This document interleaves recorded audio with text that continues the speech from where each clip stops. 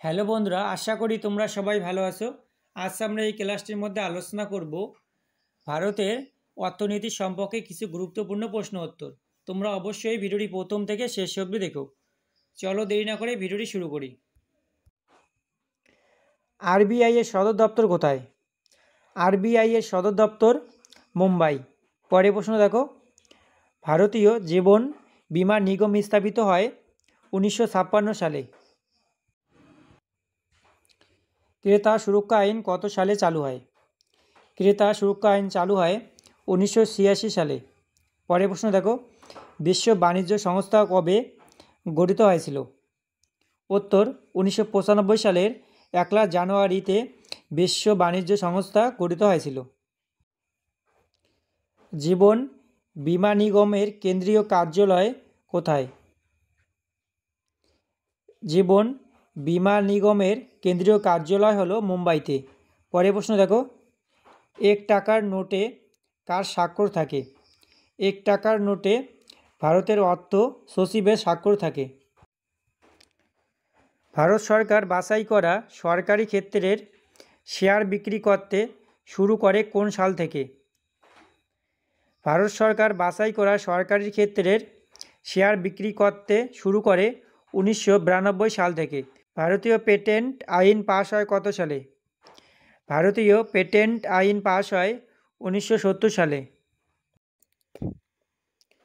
ভারতের জনসংখ্যার স্বাভাবিক বৃদ্ধির হার সর্বোচ্চ ছিল কোন দশকে? উত্তর, ভারতের জনসংখ্যার স্বাভাবিক বৃদ্ধির হার সর্বোচ্চ ছিল 1981 থেকে 91 দশকে। পরের প্রশ্ন দেখো, অর্থ কমিশনের নিয়োগ কে করে থাকেন? অর্থ কমিশনের নিয়োগ করে থাকেন রাষ্ট্রপতি। কোন পঞ্চবার্ষিকী পরিকল্পনায় ঘাটতি অর্থসংস্থানের লক্ষ্যকে শূন্য ধরা হয়? উত্তর, নবম পঞ্চবার্ষিকী পরিকল্পনায় ঘাটতি অর্থসংস্থানের লক্ষ্যকে শূন্য ধরা হয়। অবশ্যই মনে রাখবে।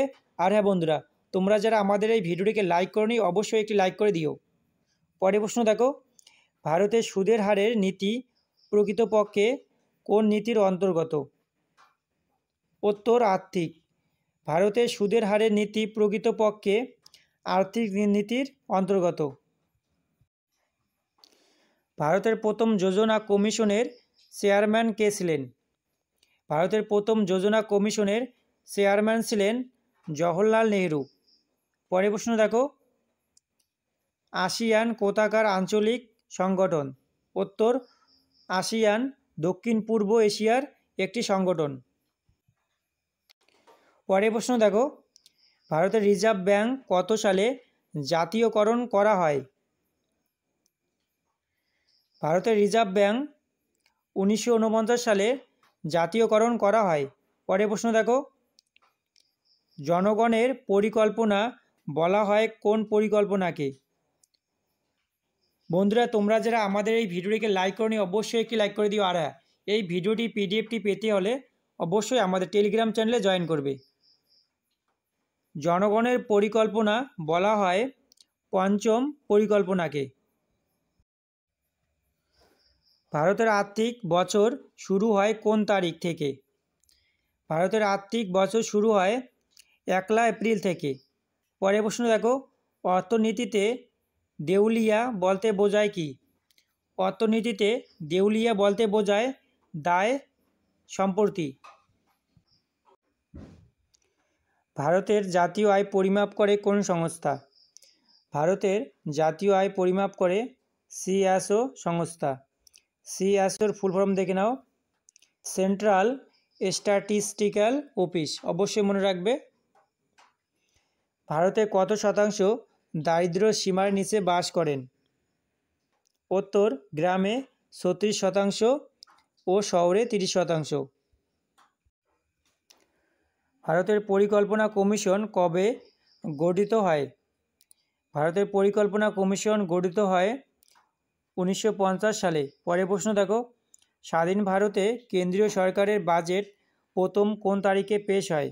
উত্তর, 1947 সালের 26শে নভেম্বর এই তারিখে পেশ হয়। এখনও পর্যন্ত মোট কয়টি ব্যাংক জাতীয়করণ করা হয়েছে? উত্তর 12টি। পরের প্রশ্ন, দারিদ্র্য দূরীকরণ কোন পঞ্চবার্ষিকী পরিকল্পনার মুখ্য উদ্দেশ্য ছিল? উত্তর পঞ্চম। দারিদ্র্য দূরীকরণ পঞ্চম পঞ্চবার্ষিকী পরিকল্পনার মুখ্য উদ্দেশ্য ছিল। প্রথম পঞ্চবার্ষিকী পরিকল্পনা কত সালে হয়? প্রথম পঞ্চবার্ষিকী পরিকল্পনা হয় 1951 সালে। পরের প্রশ্ন, প্রত্যক্ষ ব্যক্তি কর্তৃক প্রদত্ত কর হল পরোক্ষ কর। উত্তর পরোক্ষ কর। পঞ্চবার্ষিকী পরিকল্পনা কে অনুমোদন করেন? পঞ্চবার্ষিকী পরিকল্পনা অনুমোদন করেন পরিকল্পনা কমিশন।